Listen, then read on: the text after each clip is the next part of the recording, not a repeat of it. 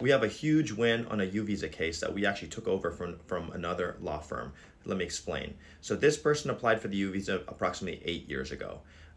She's been in the United States since 2001. She was a victim of a serious crime, so they applied for the U visa. Well, fast forward 8 years, and she's expecting an approval, but instead, in the mail comes a request for evidence. And this request for evidence says that her lawyer never filed for the I-192, which is a waiver, to ask for forgiveness for all the various reasons that she's inadmissible into the United States, and she has many, okay? So when you do U visa, you have to file the I-192 and ask to be forgiven or ask to have a waiver for all those things, because if you don't get them forgiven with the U visa, then 3 years later after you get your U visa, you will not get approved for a green card because they will say, hey, sorry, you're inadmissible because you never got these things forgiven, okay? So her lawyer's not helping her, making excuses when she asks them why they didn't file that waiver. And even worse, the RFE said, not only did you not ask for a waiver, you never even told us about these problems. So now it looks like she's committing fraud by hiding these problems.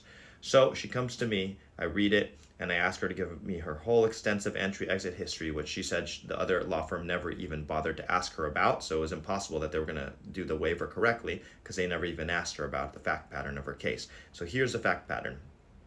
June 12th, 2001, gets detained trying to enter. June 16th, detained again trying to enter.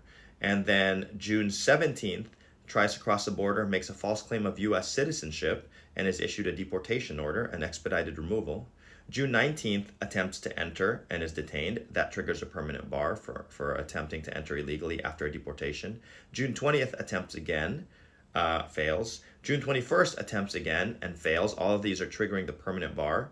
And then finally, her only successful entry is July 10th, 2001. She makes it across without inspection, but she now has a false claim of U.S. citizenship on her record, and she has the permanent bar for entering illegally after an expedited removal, okay? And she's been here ever since. No criminal record, so that's the good news.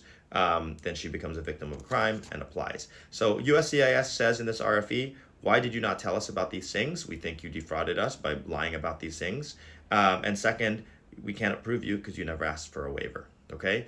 So what we do is we file the I-192, we respond and we do a declaration from her saying, look, my lawyer never even asked me about my entries and exits.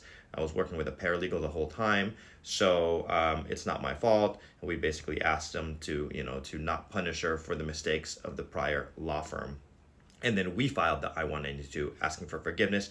We had to do a full waiver packet. I treated this just like I'm doing like a 601 or 601A waiver. We showed all her family ties, who works, that she's raising her kids, providing for the family, everything in a very extensive waiver packet. And we filed it. We actually got another RFE. They basically weren't fully convinced, so we did even more, okay? And then we got lucky to get that second RFE actually. And then after that, then we responded to the second RFE, and we just got this approval this week. Her U visa was approved. The even better news is that she was actually also had her husband, who she married after she filed the U visa, had also hired us. He actually came to us first, to be honest. He came to us to be added on to her U visa. So we filed an I-918A to add him as a derivative to her U visa because they married after the fact. And then she got her RFE, so then she came to me as well. So we got her approval, and subsequently we got his approval. So they both now have the U visa. In 3 years, they'll be eligible to apply for a green card. All their inadmissibilities have been waived and forgiven because we did the I-192 correctly.